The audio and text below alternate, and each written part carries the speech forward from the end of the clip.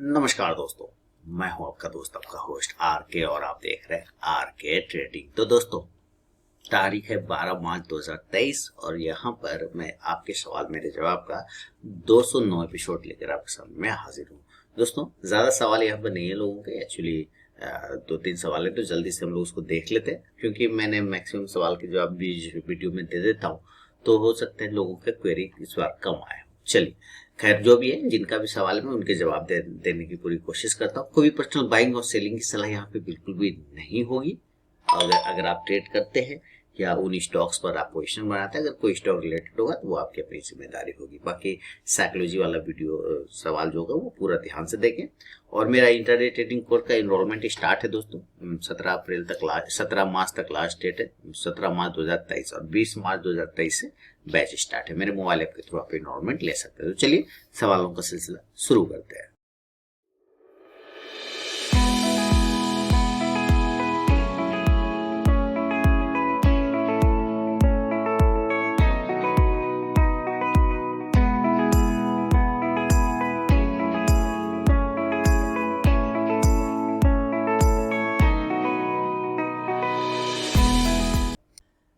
इस सबसे पहला सवाल जो दोस्तों है, संजय दामोदर कदम जी ने मुंबई से लिखा है। इनका सवाल है, बंधन बैंक 242 रुपए 76 पैसे पे इन्होंने ले रखा है, बीएससी को 767 रुपए पे, डिक्सन को 3936 पे, हिंद ऑयल को 154 रुपए 79 पैसे पे, IRFC 29 रुपए 13 पैसे पे। ये सबकी बाइंग है। आगे क्या करना है सर, प्लीज गाइड। ओके, तो 4-5-6 स्टॉक है इनके पास, बंधन बैंक से लेके IRFC तक है। ठीक है, करके चेक करते हैं। तो बंधन बैंक है 242 रुपए 76 पैसे पे। तो चलते हैं बंधन बैंक में सबसे पहले और देखते हैं कि आखिर क्या हिसाब किताब चल रहा है बंधन बैंक का। 242 रुपए 76 पैसे पे इनकी बाइंग प्राइस है और अभी चल रहा है फिलहाल जो है 10 तारीख को, जो लास्ट 10 तारीख का ये नहीं था, एक्चुअली 9 तारीख का एक्सपायरी और 10 का ये, 10 का जो ये है 225 रुपए 70 पैसे का हाई है, 224 रुपए 85 पैसे, यानी कि 225 के आसपास की क्लोजिंग है। और इनका 242 रुपए, तो 245 या आप पकड़ लीजिए कि जो आपका बाइंग प्राइस है संजय जी, वही आपका रेजिस्टेंस एरिया है 242 पे। एक ट्रेंड लाइन का भी थोड़ा सा हर्डल है, इसको अगर उस हर्डल को भी ये ब्रेक कर जाता है, जो कि वही 240 के आसपास का आता है, तो फिर आपको मूवमेंट बनेगा नीचे की तरफ में। जहां पर इस वक्त ये स्टॉक खड़ा है, बहुत ही बढ़िया सपोर्ट एरिया है, जो कि 220 रुपए के आसपास का आता है। तो आपको थोड़ा सा वेट करना चाहिए, 220 रुपए के नीचे निकलता है तो ये 210 तक जा सकता है ना, यहाँ तक। लेकिन अगर आप इतना गैप ले सकते हैं, अगर इस चीज का रिस्क ले सकते हैं, तो आप 210 रुपए का स्टॉप लॉस एक लगा के वेट कर सकते हैं। ऊपर 240 को ब्रेकआउट करेगा तो फिर 250 से 260 तक के टारगेट आपको मिल सकते हैं। क्लियर। आगे आपने BSE 767 रुपए 25 पैसे पे, इस पे थोड़ी ज्यादा गिरावट है BSE पर। देखिए सुबह के 7:37 हो रहा है और 38 मिनट, तो अभी मैं वीडियो बना रहा। एक्चुअली मुझे जाना भी है 9 बजे, कहीं बाहर थोड़ा निकलना है, तो इसके लिए तो आपका BSE जो है 767 रुपए पे आपने लिया हुआ है, ये थोड़ा सा प्रॉब्लम में है BSE 767। देखिए, अगर BSE थोड़ा लॉन्ग टर्म के लिए ले रखा है संजय जी, तब तो ठीक है। लॉन्ग टर्म में आपका BSE बढ़िया, शॉर्ट टर्म में भी BSE में थोड़ा दिक्कत है। 480 से 500 दो लेवल याद रखिए। 480 से 500 का एक वो एरिया आ रहा है जहां पे बहुत ज्यादा हर्डल देखने को आपको मिल रहा है BSE में। तो अगर इस एरिया को वो ब्रेक कर जाए, तो मैं यहाँ पे लिख देता हूं ताकि आपको ध्यान में रहे। 480 480 से लेके 500 ये रेजिस्टेंस एरिया है। ये एरिया अगर ब्रेक हो जाएगा तो आपको अपसाइड के मूवमेंट मिलेंगे। अदरवाइज एक स्टॉप लॉस आप ये प्राइस का लगा के चल सकते हैं, जो कि नीचे 420 से 25 का आ रहा है। यहाँ पे आप एक एरिया का स्टॉप लॉस लगा के रख सकते हैं 420 से लेके 425। इसमें थोड़ा टाइम लगेगा क्योंकि आपके बाइंग प्राइस है 767 प्राइस में, तो आपको ज्यादा समय लगेगा। स्टॉक खराब नहीं है, स्टॉक बिल्कुल रखे रहिए, स्टॉक खराब बिल्कुल भी नहीं है, कंपनी बहुत अच्छी है, BSE है, बॉम्बे स्टॉक एक्सचेंज, उतना टेंशन लेने की बात इसमें नहीं है। और डिक्सन को आपने 3936 पे 37 पैसे पे लिया, इस पे थोड़ा सा मुझे देखना पड़ेगा। डिक्सन में 3936 पर आपने ले रखा है और अभी 2800, इसकी भी हालत खराब है। खैर कोई ऐसे तो स्टॉक्स चिप्स रिलेटेड है, चिप्स मतलब खाने वाला चिप नहीं, वो मोबाइल वाला है ना, तो ये मोबाइल वगैरह सब बनाती है। तो देखिए अभी अगर इस स्टॉक्स में अगर गिरावट आता है तो इसके नीचे निकलना पड़ेगा आपको। ये एरिया जो मैंने ड्रॉ किया ना, इसके नीचे आपको हाँ निकलना पड़ेगा, इसके नीचे। तो 2750 के नीचे अगर ये गिर जाता है तो फिर आप निकल जाइए। 2750 के नीचे 2750 के नीचे आप निकल जाइए, या आप इसको ऐसा भी मान के चल सकते हैं कि ये आपका स्टॉप लॉस है 2750 रुपए का। ऊपर के एरिया में जो रेजिस्टेंस एरिया है वो 3150 के आसपास का या 3200 का भी पकड़ सकते हैं, ये रेजिस्टेंस एरिया है। इसके ऊपर जब तक ये नहीं जाए तब तक आपको मूवमेंट नहीं बनेगा। क्लियर? तो ये आपको ध्यान रखना। स्टॉक आपने जो सेलेक्ट कर रखा है वो खराब नहीं है, बस समय का मार पड़ा हुआ है इसके ऊपर, समय के वजह से जो है इसमें गिरावट आया हुआ है। हिंद ऑयल, इसको राउंड नंबर 155 पकड़ लेते हैं 155 का टर्म में। ये हिंद ऑयल तो ऑयल से का रिलेटेड अच्छी कंपनी है, बहुत अच्छी कंपनी है, मेरे भी रडार पर कई बार रहा है हिंद ऑयल। और 155 के आसपास में आपने लिया होगा, इस प्राइस पर आपने लिया होगा। ये जो लंबा वाला विक्स है, उम्मीद है जैसे ऊपर गया होगा और ब्रेकआउट हुआ होगा जरूर लिया होगा, तो खराब नहीं है, एकदम सही है। 125 का एक स्टॉप लॉस लगा लीजिए आप, इसमें रखे रहिए। इसमें एक ऐसा लगाइए 125 का एक स्टॉप लॉस लगा लीजिए आप, ठीक है। 125 का एक स्टॉप लॉस लगा लीजिए। और जो ऊपर की तरफ में रेजिस्टेंस एरिया है वो है 145, ये रेजिस्टेंस एरिया है। अगर इस एरिया को क्लेम कर देता है, अपसाइड के एरिया को क्लेम कर देता है, तो फिर ये आपको अच्छा लेवल दिखाने की कोशिश करेगा हिंद ऑयल। और वेट कर लीजिए, ये स्टॉक आपको प्रॉफिट बना के देगा, थोड़ा टाइम लगाएगा, टाइम देना होगा इसमें, टाइम दीजिए ना, टाइम देंगे तभी ये आपको मूवमेंट देगा, क्योंकि ये तेल का खनन करता है, खुदाई वगैरह, तो आप इसमें थोड़ा सा टाइम दीजिए। IRFC 29 रुपये 13 पैसे पे आपने लिया हुआ है, तो चलते IRFC चल चेक कर लेते हैं। IRFC 29 रुपये 13 पैसे पे। तो अभी फिलहाल जब बीच में आया था ना ये सरकारी स्टॉक में मतलब भागना शुरू हुआ था, तब ये भी भाग रहा था। तो एक स्टॉप लॉस लास्ट है इसके पास 26 का, 26 रुपये का एक ऐसा लगा लीजिए। 26 का एसएल जैसे ही टूटता है ये नीचे की साइड में तो गिरावट आ जाएगा। 26 रुपये के एसएल के बाद ये गिरावट की तरफ भागेगा, जो कि लगभग फिर आएगा आपका 24 रुपये से लेके 20 रुपये तक के लेवल के आने की तरफ कोशिश करेगा। तो अब 26 का एसएल लगे।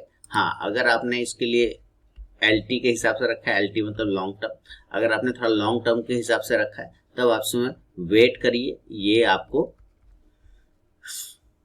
प्रॉफिट बना कर देगा। वेट कर दीजिए इसमें, अगर आपने लॉन्ग टर्म रखा है। इसको ऐसे रखिए ना कि बच्चे लोगों के लिए एफडी जैसा, समझे ना, इसको इस हिसाब से लेके चलिए कि ये बच्चे का एफडी वगैरह है ना, तभी आपको मजा आएगा। अदरवाइज इसमें ऐसे ही देखते रहेंगे तो डर लगेगा, एफडी के जैसा समझ के चलिए। ठीक है संजय जी, तो ये है संजय जी के सवाल पर मेरा अपना जवाब। आगे बढ़े, अगला सवाल देखते हैं। सहरसा बिहार से संजय मिश्रा जी ने लिखा है, इंडिया सीमेंट 196 है, REC 121, BL 94, एक्साइड 179 और IEX 140 पर लिया, प्रोवाइड SL एंड टारगेट। ठीक है, इंडिया सीमेंट 196 के आसपास में ले रखा है इन्होंने। इंडिया सीमेंट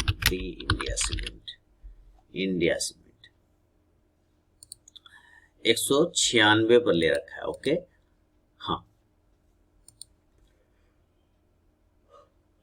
उसी के आसपास है तो खास दिक्कत नहीं है। एसएल तो 180 रुपये का लगा सकते हैं। स्टॉप लॉस इसमें आपका 180 से लेके 182 का एक स्टॉप लॉस लगेगा और थोड़ा रेजिस्टेंस के पास में ही ट्रेड हो रहा है। हालांकि 205 रुपये का एक हर्डल है, रेजिस्टेंस एरिया है 205। अगर ये 205 को ऊपर के डायरेक्शन में कट करता है तो ये आपको 225 तक भी जाएगा और 240 तक भी जाने का कोशिश करेगा, लेकिन स्टॉप लॉस 180 से 82 के आसपास का लेके आपको चलना होगा। इसके अलावा जो है आपके पास वो रखा है आपने BEL 94 रुपये के भाव पर, भारत इलेक्ट्रॉनिक BEL 94 रुपये के भाव पे आपने लिया है BEL। ये देखिए आपने 94 रुपए के भाव पे PEL लिया हुआ है और 94, ठीक है। तो उसी के आसपास है, प्रॉफिट में भी आप कोई खराब दिक्कत वाली बात नहीं। एक 90 रुपए का ऐसा लगा लीजिए, your stop loss is 90 rupees. आप एक 90 रुपीज़ का ऐसा लगाइए यहाँ पर से, ठीक है। 90 रुपीज़, थोड़ा एक आध रुपया और नीचे भी ले लेंगे तो कोई दिक्कत वाली बात नहीं है। और इसका हर्डल है 99 से लेके 100 रुपये तक का जो ना इसका ये रेजिस्टेंस एरिया है। ये अगर ब्रेक करेगा तो फिर 105 और 110 तक जाने की कोशिश करेगा भारत इलेक्ट्रॉनिक, ये ध्यान रखिएगा। और इसके बाद जो आपका स्टॉक है वो है REC 121 पर लिया हुआ है। REC रेट लिमिटेड, REC को लिया है 121, 121 के आसपास लिया, तो उम्मीद है सही वहीं पर चल रहा है, बिल्कुल सही है। एक स्टॉप लॉस जो बनता है थोड़ा दूर का बनता है स्टॉप लॉस, ये है आपका स्टॉप लॉस 110 रुपए का, 110 का एक स्टॉप लॉस लगेगा। और जो हर्डल है वो 126 से 130 रुपए के आसपास का आता है। ये रेजिस्टेंस एरिया है, ये अगर ब्रेक कर जाएगा ऊपर के डायरेक्शन में तो फिर ये आपको 140 से लेके 145 तक का टारगेट दिखा सकता है, ये ध्यान रखें। चलिए, और अब जो आपने ले रखा है वो है एक्साइड 179 पर। देखिए बहुत अच्छा स्टॉक है एक्साइड, खराब स्टॉक नहीं है एक्साइड, बस है कि मल्टीपल काम में चीज चला गया है, बहुत चीज शुरुआत कर लिया इसने। एक्साइड पेट्रोल पंप पे जाएंगे ना तो इसका इंश्योरेंस बेचता हुआ भी नजर आता है आजकल, ठीक है। वो 179 पर आपने एक्साइड लिया, 183 चल रहा है, ठीक है। तो ये एक पैरेलल चैनल पर है, उस चैनल का एक रेजिस्टेंस ऊपर अगर कट जाता है और वो रेजिस्टेंस का एरिया आता है 188, इसके ऊपर का अगर ब्रेकआउट हो गया तो फिर ये आपको 200 तक जाता हुआ नजर आएगा। फिलहाल जो स्टॉप लॉस अगर ये गिर के नीचे भी आता है तो यहाँ पर आके यही इसका इम्पोर्टेंट सपोर्ट एरिया है, यही ट्रेंड लाइन है। तो इस ट्रेंड लाइन के पास अगर आ जाता है 175-76 के आसपास में एक साइड, तो यही आपका एक स्टॉप लॉस बनेगा 176 का ही, या 175, ये आपका एक स्टॉप लॉस बनेगा। आप यहाँ पे साफ सुथरा है कि एक्साइड इंडस्ट्रीज जो है किस तरह से ट्रेड कर रहा है। एक्साइड इंडस्ट्रीज एक प्राइस चैनल में ट्रेड कर रहा है, एक्साइड इंडस्ट्रीज एक प्राइस चैनल में ट्रेड करता हुआ नजर आ रहा है। आप देख रहे हैं ना, बहुत ही शानदार तरीके से। और ये भी प्राइस चैनल कुछ इस प्रकार से है कि यहाँ पर से एक सपोर्ट, पहले ये रेजिस्टेंस था ना, उसी रेजिस्टेंस को ये क्या किया, यह कंसोलिडेशन फेज एरिया बनाया और सपोर्ट एरिया बना लिया। देख रहे हैं मल्टीपल टाइम सपोर्ट ले रहा है, ये पहले एक रेजिस्टेंस, फिर यहाँ पे ये रेजिस्टेंस, तो इस तरह से एक राउंडिंग बॉटम बनाया। राउंडिंग बॉटम बनाने के बाद ये ब्रेकआउट कर गया, ब्रेकआउट करने के बाद फिर ये ऊपर चला गया शानदार तरीके से, फिर नीचे आता है। तो जो पहले ये दुश्मन था, ये एरिया क्या था, ये दुश्मन था, है ना, ये ऊपर नहीं जाने देता। लेकिन एक बार जब ये ऊपर चला गया तो दोस्ती हो गया, तो ये दोस्त बन गया। अब ये एरिया इसका दोस्त बन गया, तो फिर ये ऊपर गया। अब दुश्मन यहाँ है क्योंकि ये इसके ऊपर नहीं जाने दे रहा है, तो ये दुश्मन यहाँ पे भी बनेगा, तो यहाँ से टकरा के नीचे भेज दिया। फिर ये दोस्त है, फिर ये दोस्त उसको ऊपर भेज दिया, है ना, फिर ऊपर भेजा है तो फिर यहाँ नीचे आया, फिर उसी जगह पे दोस्त पर आया, फिर ये दुश्मन के पास चला गया, ये दुश्मन फिर इसको नीचे भेज रहा है। तो अगर ये दुश्मन नीचे भेजता है इस हिसाब से फिर ये दोस्त के पास आएगा। जिस दिन ये दोस्त को तोड़ देगा नीचे की साइड में तो वो फिर दुश्मन बन जाएगा, यानी कि ये जो सपोर्ट है फिर वो रेजिस्टेंस में कन्वर्ट हो जाएगा। अगर इसके नीचे में ये तोड़ देता है तो जबरदस्त, बहुत ही बेहतरीन पैटर्न बना रखा है। तो आपको 170 के नीचे एक साइड पर जो लेवल आता है वो 170 के आसपास का आता है। एक साइड ध्यान से देखिए, जो निकलना चाहते हैं उसके लिए एक साइड का जो स्टॉप लॉस है वो 170 के नीचे है, वो क्लोजिंग बेसिस पर है। 170 के नीचे क्लोज होना स्टार्ट हो जाए एक्साइड इंडस्ट्रीज, 170 के नीचे क्लोज होना स्टार्ट हो जाए तो फिर आपको एग्जिट हो जाना चाहिए। अदरवाइज जो रिस्की ट्रेडर है, मैं फिर से बता रहा हूँ, ये रिस्की ट्रेडर पूरा एजुकेशनल पर्पस के लिए होगा, ध्यान रखिएगा। जो रिस्की ट्रेडर है वो ये भी उम्मीद कर सकते हैं कि जिस तरह से ये ऊपर नीचे से ऊपर गया तो फिर से अगर नीचे आता तो फिर से इस तरह से हिस्ट्री रिपीट करते हुए ऊपर जाएगा, तो यहाँ पर उसकी एंट्री बनेगी। ये एंट्री पॉइंट भी हो सकता है, ये ई पॉइंट है। ई पॉइंट क्या होता है, एंट्री पॉइंट होता है और एग्जिट पॉइंट होता है। तो यहाँ जो रिस्की ट्रेडर के लिए वो तो एक एंट्री पॉइंट होगा क्योंकि उनको उम्मीद है कि यहाँ से ये बाउंस कर जाएगा। लेकिन अगर 170 के नीचे अगर ये निकल जाता है तो ये भी पता है कि ये इंपॉर्टेंट ट्रेंड लाइन हमारा टूट जाएगा, ये इंपॉर्टेंट ट्रेंड लाइन टूट जाएगा। जैसे इंपॉर्टेंट ट्रेंड लाइन टूटेगा आपको गिरावट आ जाएगा, फिर वो 160 तक चला जाएगा। लेकिन अगर ये बाउंस करता है तो फिर ये वापस 180 185 तक जाने की कोशिश करेगा। और एक बार अगर इस ट्रेंड लाइन के ऊपर निकल जाता है, अगर एक बार इस ट्रेंड लाइन के ऊपर निकल गया इस तरह से, तो फिर ये शानदार रैली करते हुए 200 तक के एरिया की तरफ जा सकता है। तो इस तरह से प्राइस प्रोजेक्शन कर सकते हैं आप, और इस तरह से आप चार्ट को देख के समझ सकते हैं कि कहाँ पर से क्या बाउंस हो सकता है, कहाँ से क्या रिजेक्शन हो सकता है, कहाँ से क्या टारगेट बन सकता है, और कहाँ से क्या स्टॉप लॉस बन सकता है। ये ध्यान रखें। बाकी मेरा इंटरडे ट्रेडिंग कोर्स का एनरोलमेंट स्टार्ट है, ये तो आपको पता ही है। आप मेरे मोबाइल ऐप के थ्रू एनरोलमेंट ले सकते हो। तो देखिए बेहतरीन चार्ट पैटर्न बने हैं और बहुत ही इजी वे में आप चार्ट को समझ सकते हैं। तो ये व्यू रखिएगा इस पर, ठीक है। चलिए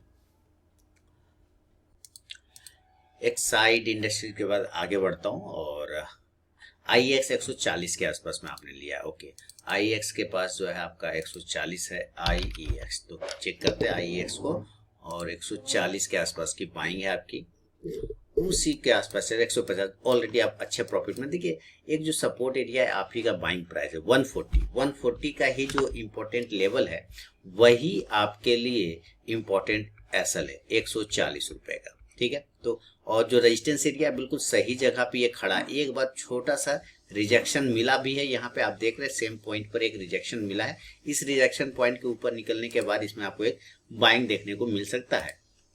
तो 153 रुपए के ऊपर अगर ये निकलता है तो टारगेट फिर 160 तक जा सकता है IEX में, ये ध्यान रखें।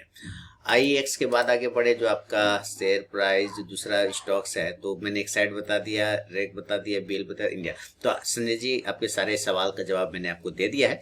फीडबैक जरूर दीजिएगा। बढ़ूंगा अगला सवाल की तरफ। और अगला सवाल जो है वो है टोनी गुप्ता जी रांची से। ये लिख रहे हैं सर मुझे 2 SIP शुरू करना है। टोनी गुप्ता जी लिख रहे हैं सर मुझे 2 SIP शुरू करना है अपने बच्चे के लिए 5-5 हजार की। आप प्लीज बता दीजिए ताकि मैं उन्हीं में नेक्स्ट 15 ईयर्स तक इन्वेस्ट करता जाऊं। इसके पहले भी टोनी जी मैंने बताया था, शायद आपने ही SIP के बारे में पूछा था या किसी और ने भी पूछा था, तो मैंने बताए भी थे कुछ म्यूचुअल फंड, बेहतरीन म्यूचुअल फंड मैंने आपको बताए थे कि आप इन स्टॉक्स में, और कुछ स्टॉक्स के बारे में भी आपने पूछा था जो कि बच्चों के लिए ही, तो मैंने उसके बारे में भी बताया हुआ था। तो आप उसमें भी जो स्टॉक्स मैंने रिकमेंड किया था, जो मैंने बताया था, जो सजेस्ट किया था, रिकमेंडेशन तो नहीं बोलूंगा, सजेस्ट बोलूंगा, तो आप उसमें भी कर सकते हैं। बाकी अगर म्यूचुअल फंड है तो यहाँ पे मैं आपको म्यूचुअल फंड के बारे में थोड़ा बता दूं। हालांकि ये वीडियो मैंने पहले भी दे दिया है, लेकिन मैं फिर से बता देता हूं कि कौन से म्यूचुअल फंड आपको बेहतरीन हो सकता है। देखिए जब भी म्यूचुअल फंड रखिए 5-5 हजार का आप रखना चाहते हैं 15 साल के लिए, ठीक है, ये बढ़िया है। 5,000 और 5,000 और 15 साल है आपका टर्म, ये बिल्कुल सही है। आप बिल्कुल सही काम करें क्योंकि टाइम ऑफ पीरियड आपका बहुत अच्छा है, 15 साल है, 15 ईयर्स है ना। तो आप यहाँ पे बहुत अच्छे स्ट्रांग है। लेकिन सबसे पहले तो एक आपके पास होना चाहिए फ्लेक्सी कैप। ये एक फ्लेक्सी कैप होना चाहिए, ठीक है। क्या होना चाहिए? Flexi cap. किसी भी फंड हाउस का लीजिए, कोई दिक्कत नहीं। फ्लेक्सी कैप चाहे आप एक्सिस का ले लीजिए, है ना, चाहे आप ICICI का ले लीजिए, चाहे आप SBI का ले लीजिए, किसी का भी फ्लेक्सी कैप ले लीजिए। एक फ्लेक्सी कैप जरूर रखिए। और दूसरा, अगर फ्लेक्सी कैप नहीं रखना चाहते हैं तो आप इसके जगह पे मल्टी कैप रख सकते हैं। मल्टी कैप फंड क्या रख सकते हैं? Multi cap fund. देखिए मैं आपको चूज फिर से दे रहा हूँ, ऑप्शन दे रहा हूँ, पहले भी दिया हुआ बताया हुआ, फिर से रिपीट करता हूँ। तो चाहे आप एक्सिस का फ्लेक्सी कैप रखिए, या एक्सिस का मल्टी कैप, ICICI का फ्लेक्सी रखिए, या ICICI का मल्टी कैप, या फिर SBI का फ्लेक्सी रखिए, या मल्टी कैप, कोई फर्क नहीं। आप मीरा एसेट वगैरह का भी रख सकते हैं, मीरा एसेट का भी रख सकते हैं, इसमें भी कोई दिक्कत वाली बात नहीं है। कंपनी लगभग अलग होता है, चीजें सेम होती है, इसमें कहीं कोई परेशानी आपको नहीं होगा। एक तो ये हो गया। और दूसरा आप एक रखिए ना तो लार्ज कैप रखिए। कौन सा रखिए? लार्ज कैप फंड रखिए। लार्ज कैप फंड में भी आप मीरा एसेट का रख सकते हैं, मीरा एसेट का लार्ज कैप फंड रख सकते हैं, या HDFC का भी रख सकते हैं, या एक्सिस का भी रख के चल सकते हैं लार्ज कैप फंड।